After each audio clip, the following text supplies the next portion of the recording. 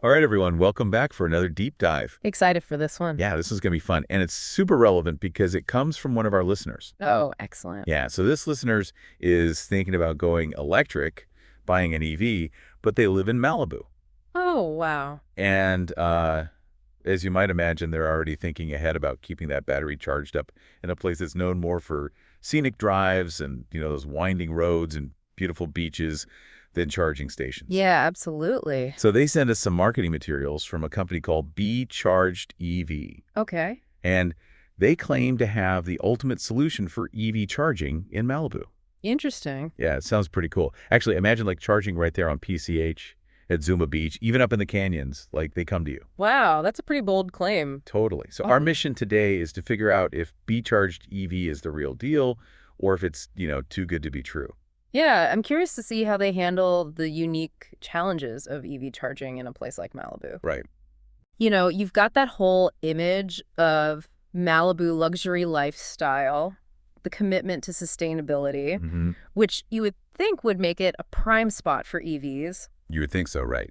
But the reality is the public charging infrastructure hasn't quite caught up with the demand. Yeah, that's a bit of a paradox, isn't it? Yeah, for sure. It's like you're cruising down PCH in your Tesla top-down ocean breeze, you're living the dream, and then bam, low battery warning. Oh, yeah. Talk about a mood killer. Right. Like suddenly you're not so carefree anymore.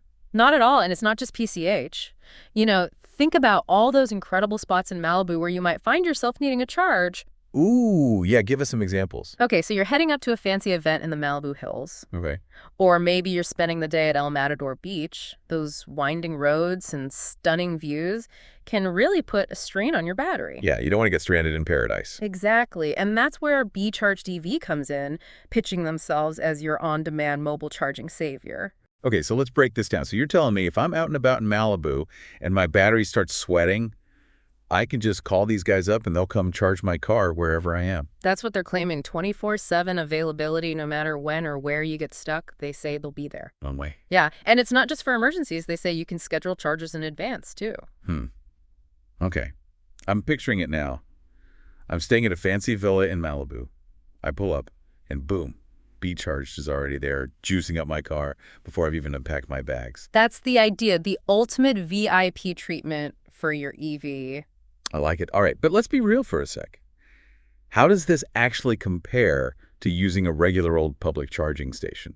Well, that's where BeeCharge is trying to make a strong case for themselves. They've got this whole comparison chart in their marketing materials highlighting all the ways they believe they're better than traditional charging stations. Okay, I'm intrigued. Lay it on us. What are their big selling points? All right, so first off, they're really hammering on the convenience factor. No more waiting in lines at charging stations, no more detours to find one, and no more stressing about whether they'll be open when you need them with BeeCharged. It's on-demand charging wherever and whenever you need it. Okay. I mean, I could see the appeal there, especially in a place like Malibu where time is precious and nobody wants to waste it hunting down a charger. Exactly. And on top of that, they're really emphasizing their speed. Oh, yeah. How fast are we talking? Well, they say they use 120 kilowatt mobile fast chargers. Okay, hold on. For those of us who aren't electrical engineers, Yeah. break that down for us. Like, how much faster is that compared to, say, plugging into a regular wall outlet? Ah, good point. Yeah. So most standard home outlets are what's called level 1 chargers, offering around 1.4 kilowatts, Gosh. which means it would take a really, really long time to fully charge your EV. We're talking potentially overnight or even longer. Right, makes sense. Now, a level 2 charger, which you might find at some public places or install at home, can range from 3.3 kilowatts to 19.2 kilowatts. Okay, so significantly faster than level 1, but still not super speedy. Right, and that's where DC fast charging comes in, which is what BeeCharged is offering with their 120 kilowatt chargers. So we're talking a whole different ballgame in terms of charging time. Okay, so potentially a huge time saver, but, and this is the question I'm sure is on everyone's mind, how much is all this convenience going to cost? Because let's be honest, nobody wants to be paying an arm and a leg just to avoid a little wait at a charging station. That's the million-dollar question, isn't it? BeeCharged claims they're competitively priced with public fast chargers. Okay, But we need specifics. We need to know what that actually means in terms of dollars and cents. All right, let's do some number crunching and see how BeeCharged's prices really stack up against the other options in Malibu. Plus, let's not forget about those potential downsides. Are there any hidden costs lurking beneath that shiny veneer of convenience? We'll be right back after a quick. Oh, hold on. Actually, before we jump into the numbers, there's one more thing we should probably clarify. Okay. You know how they mentioned compatibility with all EV models? Yeah. Well, it's important to remember that not all EVs use the same type of charging connector. Oh, right. Good point. We're getting into the nitty-gritty of EV charging here. Yeah. This is important stuff for our listener. Absolutely. So let's talk about those different connector types and why it matters for someone considering a service like BeeCharged. Right? So in the US, the most common types are CCS, Shadimo, and then Tesla's got their own proprietary connector. Right. So CCS is kind of becoming the standard for most new non-Tesla EVs, while Shadimo is more common on older models, and then of course Tesla's got their whole supercharger network going on.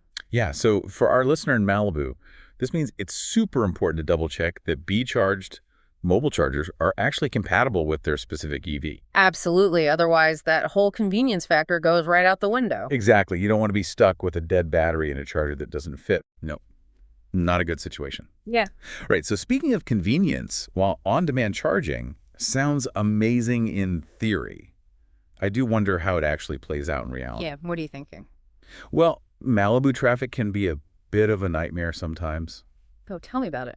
So I'm curious how BeeCharged factors that into their response times and service guarantees. Right, like their website says they service all of Malibu from PCH to the canyons, but Malibu's a pretty spread out area. It is. So what happens if you're stuck up in a remote canyon with no cell service to even call for help? Yeah, that's a good point. And then there's the whole issue of scalability. What do you mean? Well, let's say BeeCharged really takes off, and suddenly everyone in Malibu ditches public chargers and switches to this on-demand service. Okay. Can they actually handle that kind of demand without creating crazy long wait times?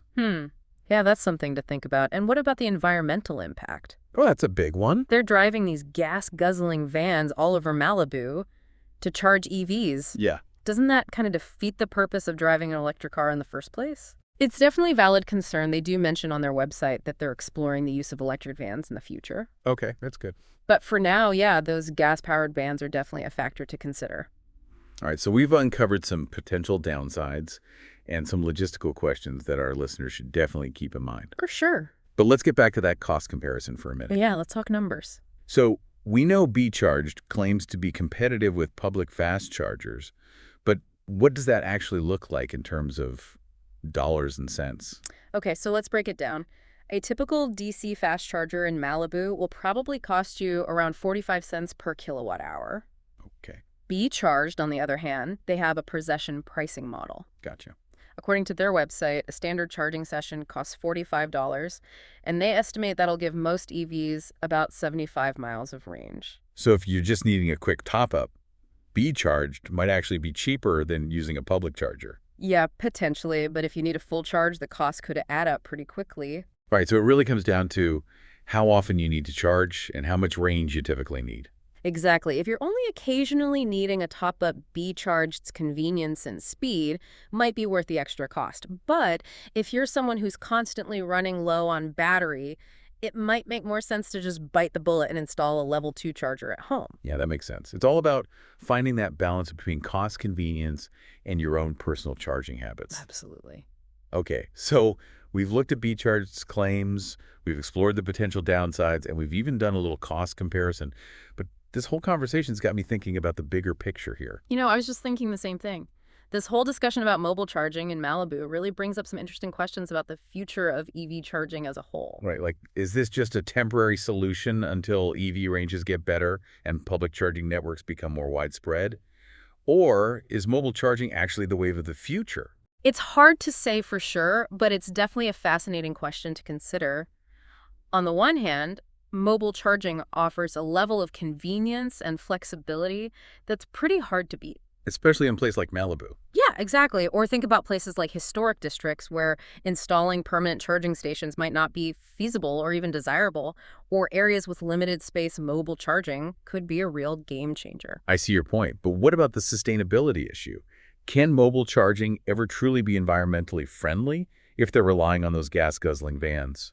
That's the big question, isn't it? I think the key is going to be advancements in both battery technology and renewable energy sources. So if mobile charging companies can transition to electric vans powered by solar or wind energy, then the environmental impact would be significantly reduced. Right, exactly.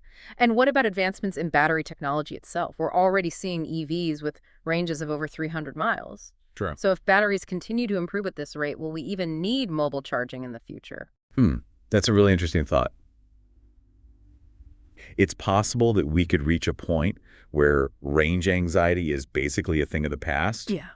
and services like BeeCharged become obsolete.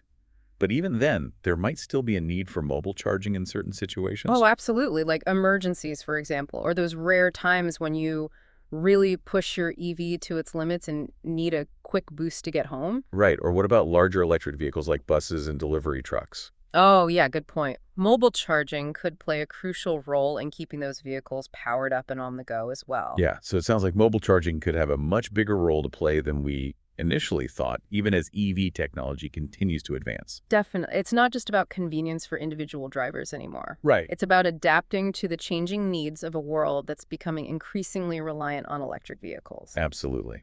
All right, so let's bring this all back to our listener who's trying to figure out their EV charging options in Malibu. What are the key takeaways they should keep in mind? Well, first off, I think it's safe to say that BeeCharged EV presents a pretty attractive solution, Okay. especially if convenience and speed are at the top of their priority list. They offer on-demand charging. They claim to be faster than most public charging options, and they cover the entire Malibu area. But like we've discussed, there's some important things to consider as well. Right, like the cost, for example. While they say they're competitive with public fast chargers, that possession pricing model might not be the best deal for everyone. Especially if you're someone who needs to fully charge their car on a regular basis. Exactly. And of course, our listener needs to make absolutely sure that BeeCharged's mobile chargers are compatible with their specific EV model. Yeah, you don't want to get stuck with a dead battery and a charger that doesn't fit. Nope, that would be a major bummer. And then there are those logistical questions we talked about. Right, like how do they deal with Malibu's notorious traffic in those remote areas with spotty cell service? Yeah, and can they really keep up if demand for their service suddenly skyrockets? These are all things our listeners should think about. Definitely. And then there's the environmental impact to consider as well. Those gas-powered vans aren't exactly the most eco-friendly option. Very true. So while BeeCharged might be a great solution for some people, it's not necessarily a one-size-fits-all kind of thing. Right. Our listener needs to weigh the pros and cons, do their research, and figure out if it really aligns with their needs and their values. And honestly, I think that's great advice for any new technology or service. Don't just jump on the bandwagon because it sounds cool or trendy. Yeah. Take the time to understand how it actually works, what the potential downsides are, and whether it's truly the right fit for you. Couldn't agree more. And remember, there are other options out there too, like installing a level 2 charger at home. Right. It might cost a bit more up front, but it could save you money in the long run, especially if you need to charge your car frequently. Well, I think we've covered a lot of ground today. We have. We started with the sunny beaches of Malibu and ended up diving deep into the world of EV charging connectors and even pondered the future of mobile charging as a whole. Yeah, it's been a good one. It has. Hopefully, our listeners feeling a lot more informed about their EV charging options and ready to make the best decision for their needs. Absolutely. And for everyone else listening, if there's anything you're curious about, whether it's a new gadget, a service, or even just a concept you've heard about, send it our way. Yeah, we love exploring new topics and helping you navigate this constantly evolving world of technology and innovation. It keeps us on our toes. It does. Thanks for joining us today, everyone. And until next time, happy charging.